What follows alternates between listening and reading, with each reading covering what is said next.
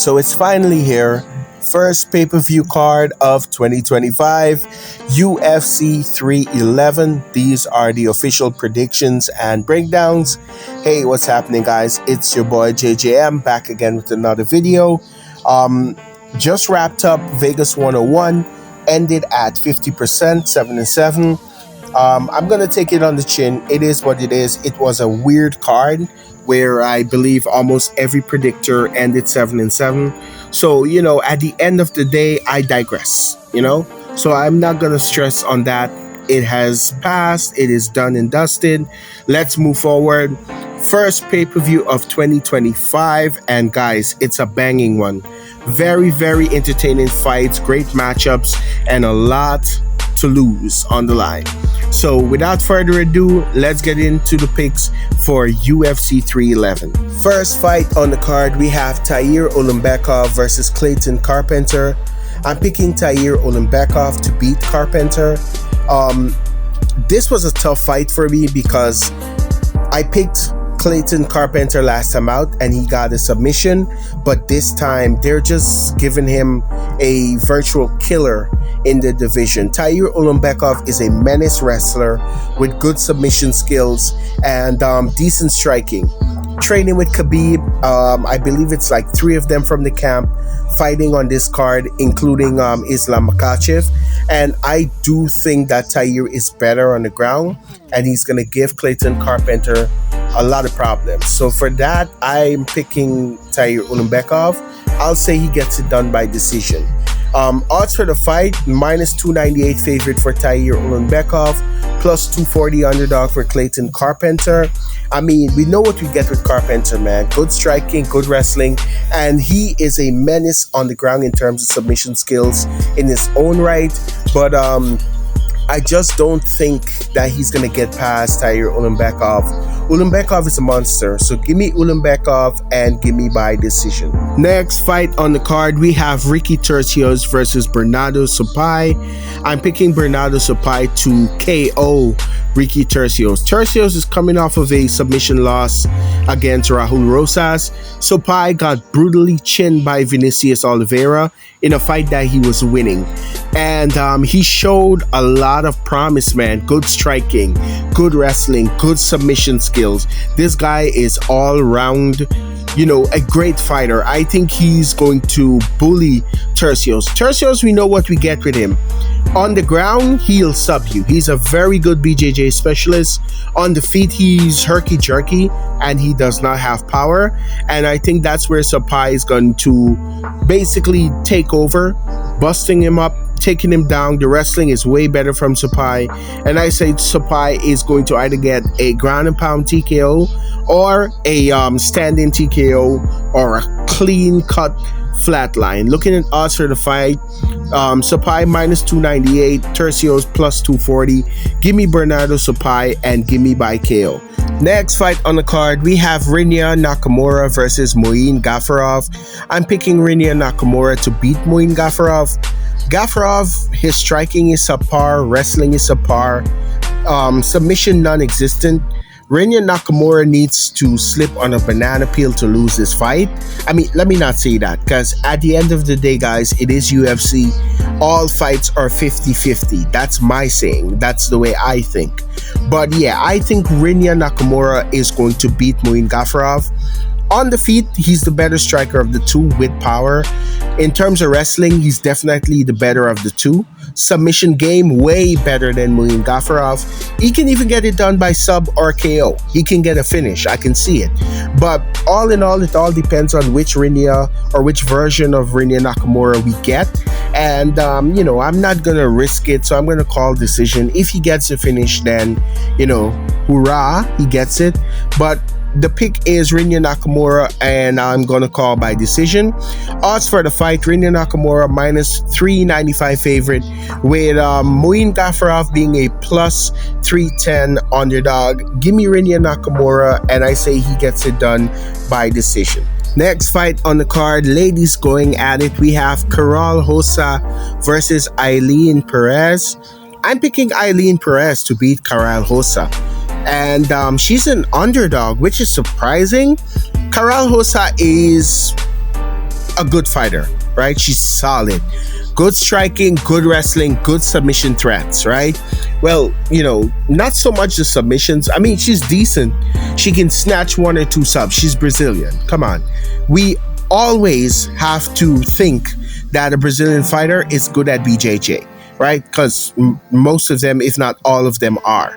But with Eileen Perez, man, she's got that dog. She's tough, good striking, although at times it looks herky-jerky. I do understand. She has power, right? Definitely the better wrestler of the two, and definitely the better submission ace of the two as well. Last time out, she got a submission against Zelensiakova, which was fucking impressive, right? I mean, Karol Hossa coming off of a win as well. So, it's I know a lot of people will see that, the veteran and all of that, but I think Eileen Perez is way stronger, way slicker with the transitions, especially with the takedowns into the submission threats. And for that, I'm going to pick Eileen Perez to get it done. And I'm going to call decision. Now, I know Eileen Perez tends to gas out in the later stages of the fight, especially the third rounds, but I think she's gonna get it done here. Now, my last underdog failed me, and failed me miserably, but not this time. I definitely think Eileen Perez is going to get it done. Odds for the fight: Karol Hossa -162, Eileen Perez +136. Give me Eileen Perez, and I say she gets it done by decision and become, my first female fighter for the year. My second female fighter for the year that gets me a victory. Next fight on the card, we have Grant Dawson versus Diego Ferreira. I'm picking Grant Dawson to essentially win a decision. And I know Ferreira coming off of a very good performance where he beat up Rebeshki, finished him in the last or the third round. And Grant Dawson coming off of a decision against Selecki. Right, Selecki lost yesterday against Aliyev, and essentially, I just think Grant Dawson is better in terms of wrestling and submission threats on the ground. Where Grant Dawson struggles is the striking, right, and his chin is worrisome, right? He got brutally knocked out by Bobby Green, and if you're going up against a guy like Diego Ferreira, you have to have a chin, because Ferreira is going to be in your face landing bombs, and one bomb can knock out Grant Dawson. However, with that being said, I think Grant Dawson is going to come with a good game plan, because he fights by game plan. I say he's going to wrestle fuck Diego Ferreira, and I say he takes a unanimous decision, avoiding the big shots and being smart, right? I can also see him getting a submission, but I'm going to just, cool down the temper, and I'm going to say he gets a decision. Odds for the fight: Grant Dawson -345, Diego Ferreira +275. Give me Grant Dawson, and give me by a unanimous decision. Next fight on the card, we have Zachary Reese versus Cedriques Dumas. I'm picking Zachary Reese to get it done by submission. Here's why. Cedriques Dumas sucks at wrestling. Last time out, he struggled with Dennis Tutulin, and he barely won a decision, like barely. Last time out, Jose Medina refused to get finished by Zachary Reese, and Reese, it was not by a lack of trying. Before that, knocked out Julian Marquez brutally, and this guy's a menace. Zachary Reese, we know what we get with him. Good striking, good boxing, good kicks. Definitely the better wrestler of the two, and for damn sure the better BJJ practitioner. Cedriques Dumas is a kickboxer who struggles on the ground, does not have any transitions. He's a tall guy, so that helps him sometimes, but I don't think he's gonna get away with it this time against Zachary Reese. I think Reese is gonna push a pace on him, touch him up on the feet, although I see it being a bit competitive, taking the fight down to the ground, and I say Zachary Reese gets a submission victory over Cedriques Dumas. Looking at odds for the fight, Zachary Reese is a -285 favorite, with Cedriques Dumas being a +230 underdog. Give me Zachary Reese, and give me officially by submission. Next fight on the card, heavyweights going at it, Jailton Almeida versus Sergey Spivak. I'm picking Almeida to get it done by submission. Last time out, both guys coming off of submission victories respectively. Jailton subbed Romanov and Spivak subbed Tybura. Very good performances by both guys, but I think in this one, Almeida is way better in terms of wrestling and submissions, and he is way better in terms of striking, and he has more power than Spivak. I mean, Spivak on the feet, he's decent. He's a good kickboxer as well with great, or well, not great, but decent ground, like ground skills, I would say. But in this one, I just see Almeida being too strong for him.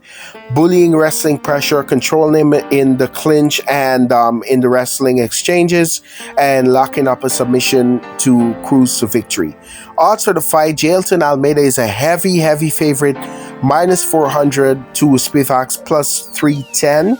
Give me Jailton Almeida, and I say he gets it done by submission. Next fight on the card, we have Peyton Talbot versus Raoni Barcelos. I'm picking Peyton Talbot to get it done by knockout. Dana White's favorite prospect, apart from Bo Nickel, is back. I do think that Peyton Talbot is in a winnable fight in terms of his skills. He's athletic, good kickboxing, mad power, length than a motherfucker, right? Although we've not seen him on the ground, he has good defense in terms of takedown defense and not getting taken down to the ground. But so far, he's not been truly tested. Barcelos is going to test him. Barcelos is going to try to take him down. And Barcelos is a dog. He's going to bite down on the mouthpiece and pretty much swing.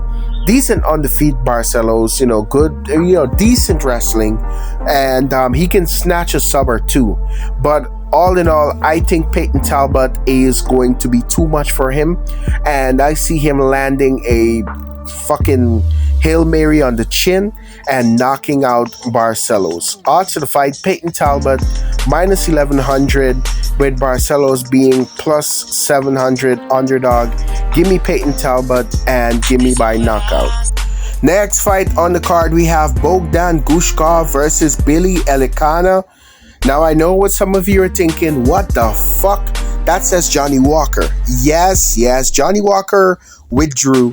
And it happened only a few minutes ago, and I was not gonna go look up pictures of Elikana and do a whole new fucking thumbnail because of the UFC. Fuck that. I did watch a few of his fights though, and he's nothing special. 7-1 record, fighting guys that are 4-0, 5-2, 5-1, 3-1. Lost to a guy that's 6-2. Come on, he's going to get murdered by Bogdan Gushkov. I'm picking Gushkov to get it done by KO, and you will be surprised because Bogdan Gushkov is a -650 favorite on my end, with Elikana being a +550 underdog. Give me Bogdan Gushkov, man. In terms of skills, Bogdan, way better power striker of the two. Good power in the feet, decent grappling, He likes to keep it on the feet, stand and bang type. And Elikana is more of like the crotch sniffing pressure type of wrestler that is gonna get knocked the fuck out by Bogdan Gushkov. I don't think Elikana wins this fight. He does have a decent chin though, and in all of his fights, his only loss has been a split decision loss to Daniel Compton. He's never been knocked out, so he has a decent chin. But this is Bogdan Gushkov, guys. He's going to plot armor his way into knocking him the fuck out. So give me Bogdan Gushkov and give me by KO, TKO to welcome Billy Elikana to the UFC. Next fight on the card, we have Kevin Holland versus Rainier de Ridder. I'm picking de Ridder to get it done by submission. We know Kevin Holland is the better striker of the two. Kevin Holland can defend submissions, and he's a good submission ace. However, de Ridder just subbed Meerschaert, although Meerschaert gave him problems on the feet. And if we put Meerschaert and Kevin Holland in a grappling match, Meerschaert wins 10 out of 10. Always, right? Now you're going to give him De Ridder, who, say what you want, not an impressive debut. He has good wrestling. He has good submission game. He is a good threat on the ground, and he's going to take Kevin Holland down, who does not have great takedown defense. I mean, Roman Dolidze was able to take this guy down, right? De Ridder is going to do the same. De Ridder is going to take his back, and De Ridder is going to sub Kevin Holland. Odds for the fight: Holland is the favorite, minus 155. De Ridder, plus 130. Give me Rainier De Ridder, and give me by submission. Next fight on the card, we have Beneil Dariush versus Renato Moicano. This one is simple. I'm picking Renato Moicano to knock out Beneil Dariush. Yes, knockout, not sub, knockout. Here's why. Beneil coming off a loss to the headliner, Arman Sarukyan, by brutal flatline. Before that, lost to Charles Oliveira. Brutal flatline. He's being knocked out. His chin is gone. Renato Moicano just beat the fuck out of Benoit Saint-Denis and knocked him out. Finished him brutally. And you're telling me he's not going to do the same to Beneil Dariush? Yeah, good luck with that, buddy. But we know what we get. Renato Moicano, power on the feet, good striking, good wrestling, good submissions. Beneil Dariush, good striking, good wrestling, and good submissions, but he's washed. He is washed. His chin is gone, and I think Moicano is going to lay into his ass. Pause. But I think Renato Moicano is going to beat the fuck out of Beneil Dariush, eventually stopping him in, I'll say, the second round, or even the first round, first or second round, either one. But give me Renato Moicano, give me by KO. Odds for the fight: Renato minus 230 favorite, Beneil Dariush plus 190 underdog for good reason. Give me Renato Moicano, and I say he gets this one done by KO TKO. Next fight on the card, we have Jiri Prochazka versus Jamal Hill. I'm picking Jamal Hill to win by KO. Jiri Prochazka's chin is gone, man. Alex Pereira knocked him out the last time brutally, like it was bad. Head kick, left hook. I just don't think Jiri has the chin to withstand a bomb from Jamal Hill. And Jiri does not have any striking defense. With these two guys, they match up kind of nice because Jiri Prochazka is a forward pressure striker, no defense in his striking. He has decent takedowns and decent submissions on the ground. Jamal Hill, though, is an all-rounder, good striking, good wrestling, good submission threat on the ground.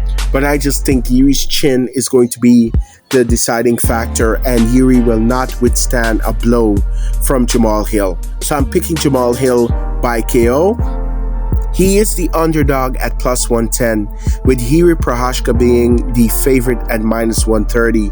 I'm picking Jamal Hill, and I say he gets it done by a violent KO TKO. Next fight on the card, co-main event of the evening. We have Merab Dvalishvili versus Umar Nurmagomedov, and this is for the UFC Bantamweight Championship. The pick is Umar Nurmagomedov. Everyone can say you're jumping on the hype train, you're this, you're that. No, bro.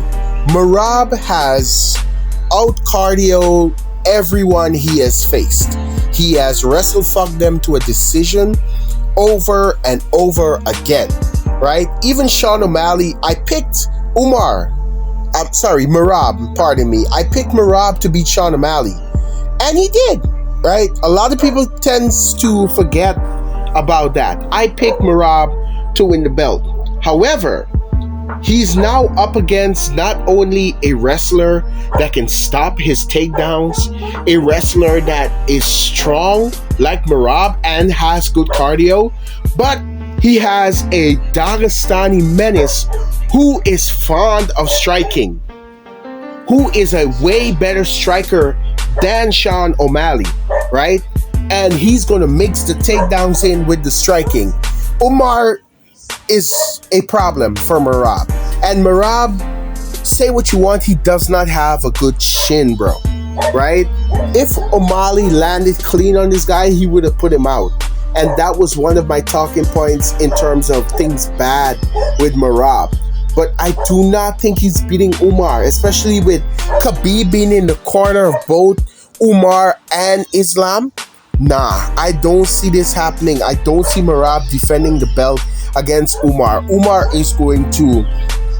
I'm seeing very top, high level grappling exchanges between the two, and I'm seeing Umar touching him up on the feet, and this fight is gonna go decision. Unless Merab gets frustrated and rushes Umar and gets put out clean. I think Umar is the kryptonite for Merab, right? If Umar does not beat Merab, no one in the division beats him. That's just it, right? Not even none of the prospects coming up, because Umar is pretty good, 18-0. He's putting it all on the line against Merab. I say he gets it done by a decision. Odds for the fight: Umar minus 270, Merab plus 220. Give me the Dagestani Savage. Give me Umar Nurmagomedov to get this one done and to become a new UFC bantamweight champion by decision. Last but certainly not least, we have the main event of the evening, UFC Lightweight Championship on the line, Islam Makhachev versus Arman Sarukyan. I am picking Arman Sarukyan to beat Islam Makhachev. Both of them are even in the striking, right? Islam has gone to the top with his striking. Arman Sarukyan is a very good sambo and kickboxer. Very, very good. In terms of the wrestling, Islam is going to take Arman down, but I see Arman scrambling and getting top control, taking Islam down in his own right. And in terms of submissions, Islam is very versed in it, but so is Arman Sarukyan. And the difference is, Arman Sarukyan is a finisher. He has power on the feet. He has some brutal elbows for ground and pound that I can see him cutting Islam open with. Islam struggled with Dustin Poirier, and Dustin Poirier is not a wrestler, right? Which means he's starting to believe his own hype. I think Arman Sarukyan is going to get it done against Islam Makhachev, and I say he gets it done by decision. Now, a whole lot of people will not agree with me. If I lose, like I said, I'm going to take it on the chin. I do not care. But in the year, for the way 2025 has started, I just have a feeling, and I can see an upset, whereas Arman Sarukyan is underestimated and beats Islam. I can see it. Looking at odds for the fight, Arman is the underdog, which is expected, plus 285. Islam is the favorite, minus 360. Bro, I just think Arman can get it done. This fight is a 50-50 fight. We know Arman can contend with him in the wrestling. We know that. We know Arman can contend with him in the striking. Because, as a matter of fact, he won the striking last time out. He outstruck Islam Makhachev. Granted, Islam got way better than the last time they fought. Understandable. However, so has Arman Sarukyan. Sarukyan has gotten so much better on the feet. He was trading bombs with Charles Oliveira and even beat him. He was put in bad spots, nearly got subbed, and he didn't tap. As a matter of fact, he got out. I think Arman Sarukyan is going to give Islam hell. He's going to be the toughest fight for Islam. He could be the kryptonite. Will he be? I guess we'll find out on Saturday. But can I see it happening? Yes. And for those very reasons, I know Islam is the best, man. I can't take that away from him. But I just see Arman giving him problem and turning the sport on its head. I can see that. I can see that shit happening. Give me Arman Sarukyan. Give me by decision. And pretty much, I think he's gonna shake up the sport. So that's pretty much it, guys. That's what I think.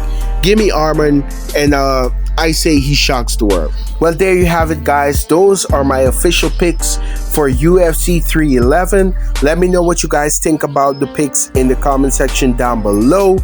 And as for now, this is your boy saying I'm out, and peace. Hey guys, this is your boy JJM from the MMA Breakdowns channel. If you like the channel, subscribe, hit that notification bell, comment down below, and join the MMA Breakdowns channel army. And this is your boy saying, peace.